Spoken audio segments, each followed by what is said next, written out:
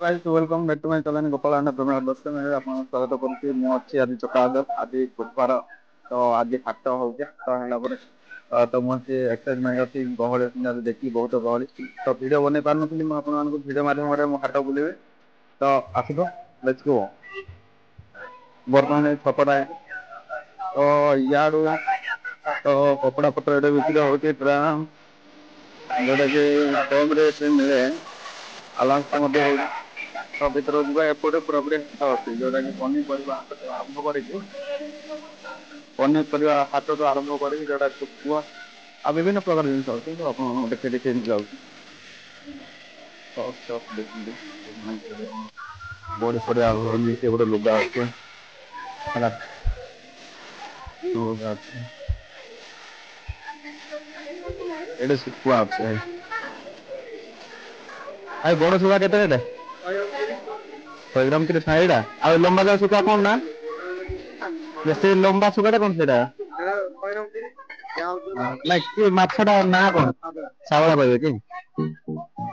ଭାଇ ପଚାରୁଥିଲେ ଶୁଖୁଆ ବିଷୟରେ ତ ସେମାନେ ତ ପୁରାପୁରି ଦେଖନ୍ତୁ ଆପଣମାନଙ୍କର ପାଟିରେ ମଧ୍ୟ ଲାଳ ଗଡି ସାରିଥିବଣି ଶୁଖୁଆ ଦେଖିକି ପୁରାପୁରି ଶୁଖୁଆ ବାରେ ବା ଭାଇ ହେଲା ତ ଆପଣ ଏଇଟା କୋଉଠି ଏପଟେ ପଡୁଛି ଶୁଖୁଆ ହେଲା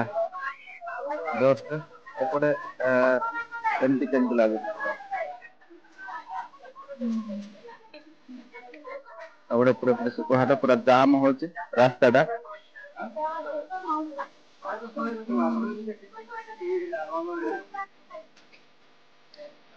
ଏଠି ପନିପରିବା ମଞ୍ଜି ବି ମିଳେ ତ ଆସିଲେ ଏଇ ଜାଗାରୁ ପନିପରିବା ମଞ୍ଜି ସବୁ କିଛି ନେଇପାରିବେ ଆପଣମାନେ ଛୋଟ ପିଲାମାନଙ୍କୁ ଆରମ୍ଭ କରି ବଡ ଲୋକମାନଙ୍କ ମଧ୍ୟ ଡ୍ରେସ୍ ମିଳେ ତ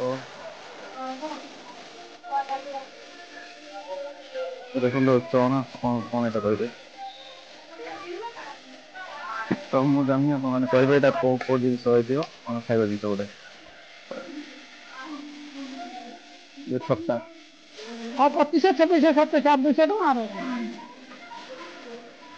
ଆଉ ଆମ ଚିହ୍ନା ଲୋକ ଏପର୍ଯ୍ୟନ୍ତ କିଏ ଭେଟ ହେଇନାହାନ୍ତି ଦେଖିବା କିଏ ଆସୁଛନ୍ତି ଆମ ଚିହ୍ନା ଲୋକ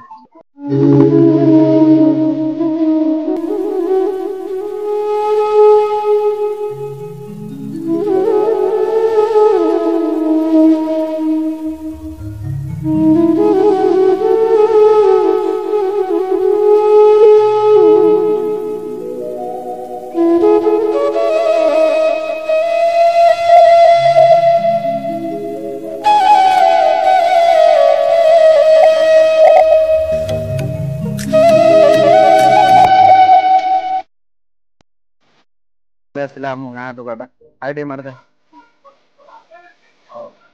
ତ ଏପଟେ ଲୁଗାପଟା ଅଛି ଟିକେ ମାନେ ବାହାରେ ଗହଳି ଅଛନ୍ତି ମୁଁ ତ ଗହଳି ଅଛନ୍ତି ପୁରା ଭାବୁଥିଲି କିନ୍ତୁ ଭିତରକୁ ଟିକେ ଏତେ ଗହଳି ନାହାନ୍ତି କାହିଁକି ନା ଦିନରୁ ଲାଗିଯାଇଛି ତ ବିଲରୁ ସମସ୍ତେ କିଏ ପରା ଲାଗୁଛି ଏଇଟା ମାୟା ବସ୍ତ୍ର ଜାଗା ଝିଅ ପିଲାଙ୍କ ସବୁ ଜିନିଷ ମିଳେ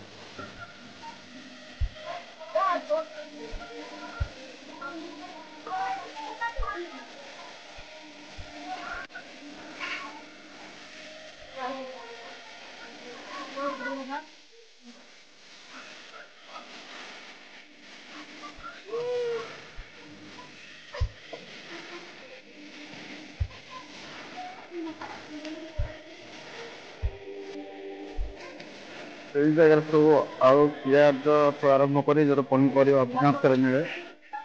ଏପଟେ କଟିକି ପୋଟଳ ପୁରାପୁରି ସେମାନେ କିଣା କିଣି ଲାଗିଛନ୍ତି ତ ପୁରାପୁରି ମାନେ ଯୋଉ ଭିତରଟା ବୁଲେଇଲି ସେଟା ଆପଣ ଦେଖିଲେ ପୁରାପୁରି ସାମାନ ମିଳେ ଆପଣ ମାନେ ଯଦି ଆସିବେ ତାହେଲେ ନିହାତି ଭାବରେ ସାମାନ ସେ ଜାଗାରେ ପାଇପାରିବେ ରେଟ୍ ଉପରେ ତ ମୁଁ କହିପାରିବିନି ସେମାନେ କହିବେ ବେପାରୀ ତ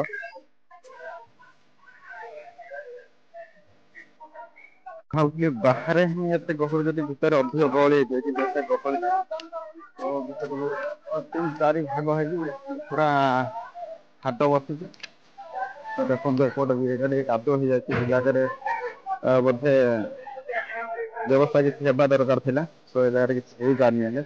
ତ ପ୍ରାୟ ଦିନରୁ ଏମିତି ହିଁ ଅଛି ଆମେ ସବୁ ଦେଖୁଛୁ ଏ ଜାଗାରେ ଟିକେ ହଁ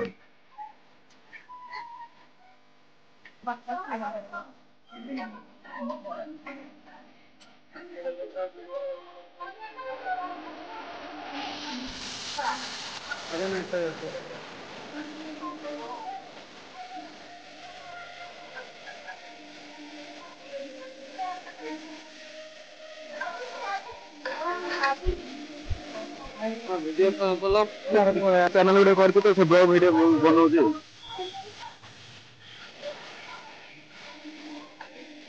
ତ ଭିତର ମାର୍କେଟ ଟା ପୁରା ପୁରି ବୁଲେଇଲି ଏଇଟା ଦେଖନ୍ତୁ ଏଇଟା ରାସ୍ତାଟା ଏପଟେ ଆସିଲେ ତ ପୁରା ଆପଣ ମାନେ ଜାଣିଥିବେ ଦେଖିଥିବେ ପୁରା ପୁରି ମାନେ ଚାରି ସାଇଡ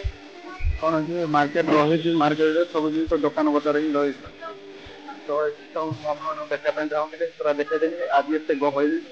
କି ଆମ ଫ୍ରେଣ୍ଡ ମାନେ ବି ଆଜି ଆସିନାହାନ୍ତି କେହି ତ ସେଇଥିପାଇଁ ମୁଁ ଟାଇମ ମତେ ବେଶୀ ଟାଇମ ରହିପାରୁନି ତ ସେଇଥିପାଇଁ ମୁଁ ବାହାରିଲି। ଆଜି ଗୋଟେ ଜାଗାରେ ମୋର ଯିବାର ଥିଲା ମୁଁ ସେ ଜାଗାକୁ ଯାଇପାରିଲି। ଜଣକୁ ଛାଡିବା ପାଇଁ ଆସିଥିଲି ଏ ଜାଗାକୁ ତ ଭାବିଲି ଆଜି ଭିତର ଟା କିଛି ଭିଡିଓ ବନେଇଦବା। ତ ଭିଡିଓ ଟା କେମିତି ଲାଗିଲା ଆପଣମାନଙ୍କୁ ନିହାତି ଭାବରେ କମେଣ୍ଟ କରିକି କହିବେ ତାପରେ ଲାଇକ୍ ସେୟାର କମେଣ୍ଟ ନିଶ୍ଚିତ ଭାବରେ ସବସ୍କ୍ରାଇବ କରିବେ।